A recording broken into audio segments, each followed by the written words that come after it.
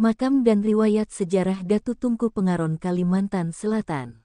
Datu Tungku adalah seorang pemimpin pasukan rakyat. Beliau juga menjadi pembantu Datu Dulung dalam melawan penjajah Belanda di Tanah Banjar. Datu Tungku ikut mempertahankan Tanah Banjar dan kaum penjajah bersama Pangeran Karta, Arsanaya dan Panji Semirang. Semuanya aktif membantu Datu Dulung, kecuali Arsanaya, yang akhirnya tergoda oleh bujuk rayu kaum penjajah Belanda dan menyeberang, berkhianat ikut bersama pasukan Belanda.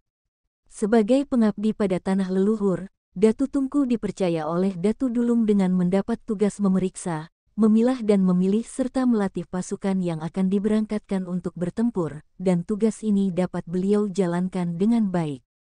Pasukan yang akan diberangkatkan beliau suruh berbaris terlebih dahulu, lalu beliau periksa satu persatu.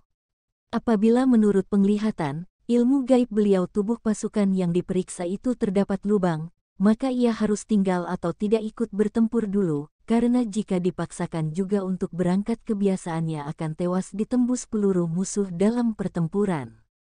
Dengan adanya pemeriksaan secara gaib inilah, diharapkan korban dari pihak pasukan Datu Dulung tidak banyak terjadi. Datu Tungku ini sebenarnya adalah murid dari Datu Sanggul yang terkenal berilmu tinggi. Datu Sanggul banyak mewariskan ilmu kepada Datu Tungku. Dalam pertempuran inilah beliau berkesempatan menguji kehebatan ilmu yang beliau peroleh dari Datu Sanggul tersebut. Ini terbukti setiap kali pasukan Belanda ingin menyerang benteng Pengaron. Apabila pasukan Belanda ini sudah dekat dengan benteng tersebut mereka tidak bisa melihat benteng tersebut, dan yang mereka sebuah pemandangan yang kosong ke depan dan tidak dapat melihat kecuali laut yang luas membentang, sehingga berkali-kali apa-apa serangan pasukan Belanda ke benteng Pengaron gagal. Pasukan Belanda tidak putus asa, dengan segala daya dan upaya mencari cara untuk bisa menyerang benteng Pengaron. Pernah juga penjajah Belanda memanfaatkan Arsanaya yang berkhianat pada pasukan pribumi sebagai penunjuk jalan untuk menyerang dan menghancurkan benteng Pengaron. Tetapi hasilnya, Arsanaya juga kehilangan arah tujuan, jalan menuju ke benteng juga tak dapat terlihat. Dalam teknik peperangan Datu Tungku mempunyai strategi yang jitu. Misalnya dalam penyerangan, beliau membagi pasukan 3 bagian. Pasukan yang pertama yaitu yang bersenjatakan bambu runcing, markasnya di dalam masjid. Pasukan yang kedua yang bersenjatakan seadanya, diletakkan di dalam benteng. Pasukan yang ketiga yang bersenjatakan sumpitan berada di atas pohon.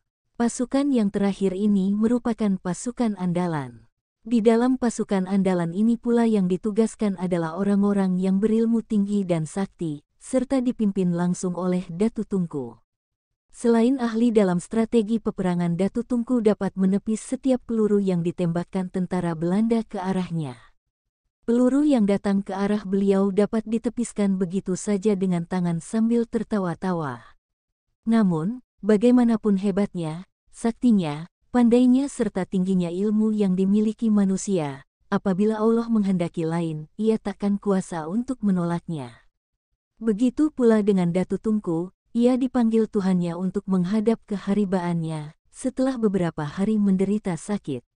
Sebelum meninggal dunia Datu Tungku sempat berwasiat kepada anak buahnya untuk menjaga benteng itu, jangan sampai jatuh ke tangan penjajah. Sepeninggal Datu Tungku, pimpinan perjuangan sebagai pembantu Datu Dulung dalam memerangi kaum penjajah diserahkan kepada Panji Semirang. Sementara itu serangan Belanda semakin gencar karena mereka semakin bernafsu untuk dapat merebut benteng Pengaron, tetapi itu bukan hal yang mudah karena semangat perjuangan pasukan pribumi sangat gigih dan membara, tak kenal menyerah dengan semboyan, wajah sampai kaputing.